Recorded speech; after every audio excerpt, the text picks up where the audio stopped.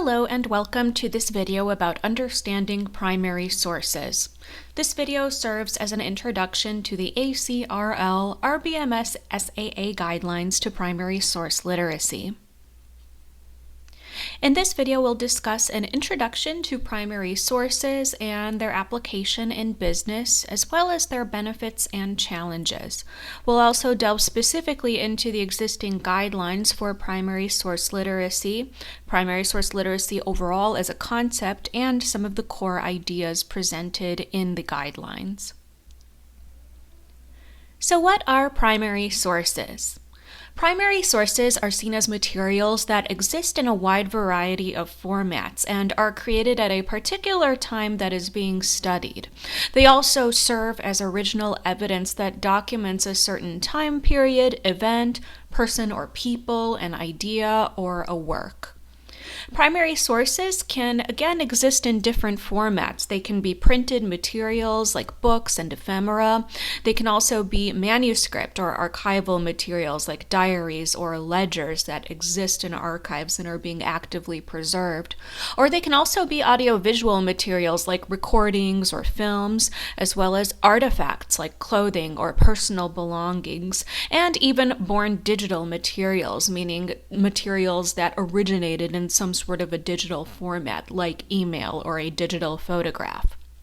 They can also be found across these analog or physical formats, the digitized formats when we take a physical item and turn it into a digital iteration of that particular item, and also, again, the born digital, where the item existed initially in a digitized format to begin with.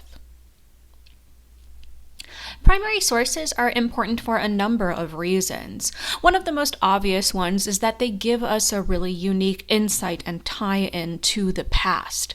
They also carry individual significance, where we can better understand how events might influence people's feelings and how people thought about them at the time.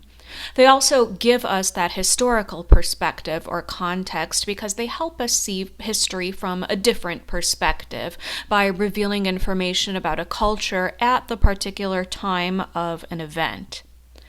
There are also causes and consequences of events that can be observed through looking at primary sources.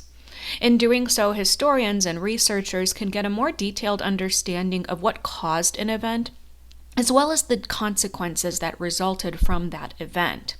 So the discovery of new primary sources can also add dimensions to history that previously were unknown. Primary sources also have a direct tie-in with business as well as many other disciplines. But looking at business specifically, primary sources can provide information about what a company or an industry might say about itself. And this really runs the gamut, including items like annual reports, financial statements, press releases, blog entries, tweets, etc.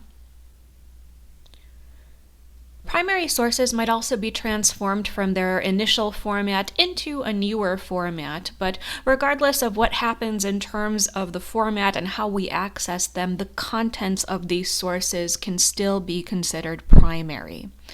Again, they exist in physical, born digital, or digitized formats, and usually the digitized formats exist in a way that makes these items more accessible and reduces stress on working with a physical item or object.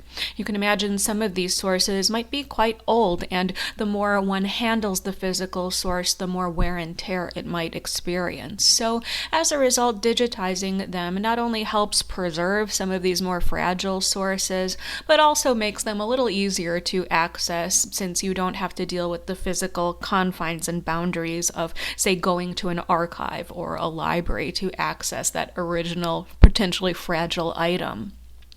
And there are also many sources that are available online today, but many more are still available in their original format in institutions like archives, museums, libraries, historic sites, and even elsewhere.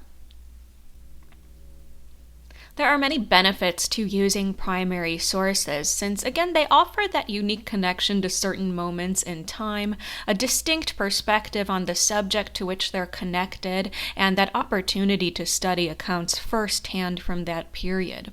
And people who engage with primary sources are better equipped to navigate additional information sources and really enhance their critical thinking skills because a lot of thought and analysis and reflection goes into looking at primary sources and researching them further, thinking about why they exist, what information is available, what's missing, who created this information, and why it was preserved in the end, and of course, what it tells us today.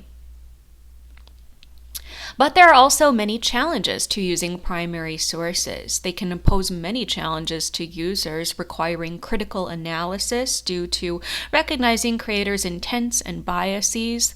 There are also variations in the contexts in which some of these sources were created, preserved, and made accessible.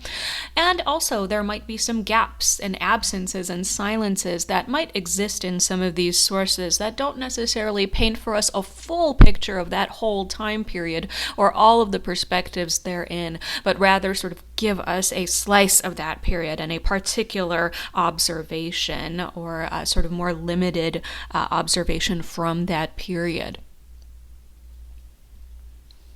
So this brings us to the existing guidelines for primary source literacy. And in particular, there is an exceptional set of guidelines that was created by the Joint Task Force of the Association of College and Research Libraries Rare Books and Manuscripts section, a combination of ACRL and on to RBMS, and also the Society of American Archivists, or SAA.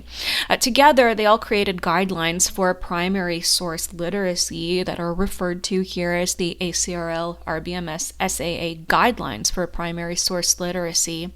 And they exist to offer very clear guidelines about the knowledge, the skills, and abilities that are required to use primary sources.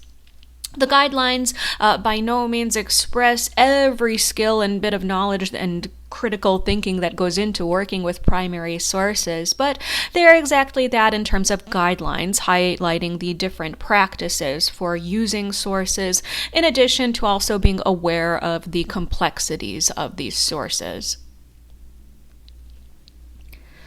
Primary source literacy, in particular, is the combination of knowledge, skills, and abilities that are necessary to find, interpret, evaluate, and ethically use primary sources within specific disciplinary contexts in order to create new knowledge or to even revise existing understandings.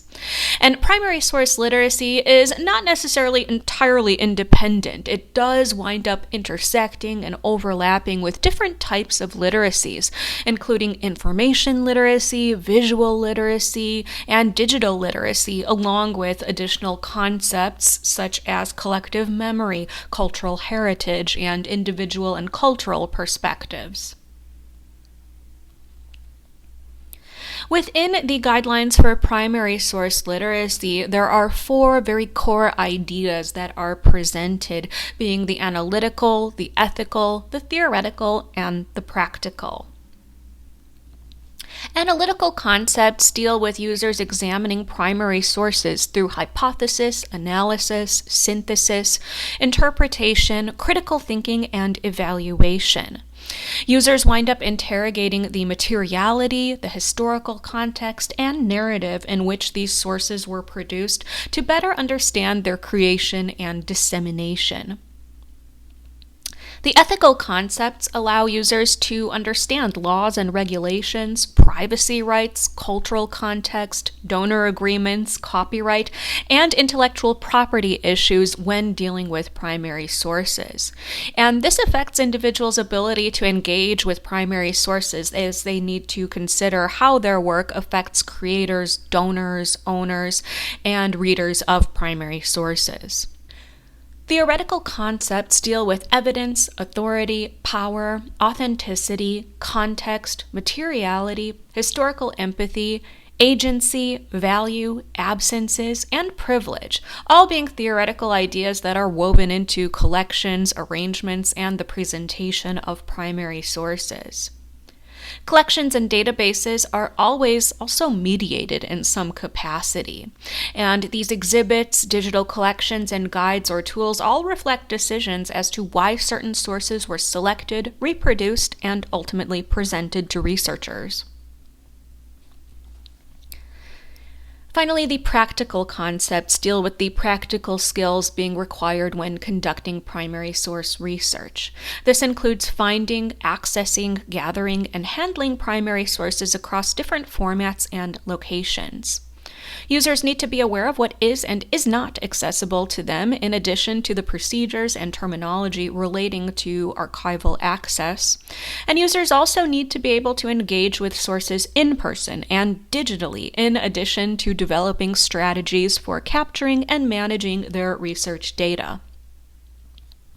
We'll be discussing this further as we continue our exploration into the guidelines for primary source literacy. This document is also made available to you online.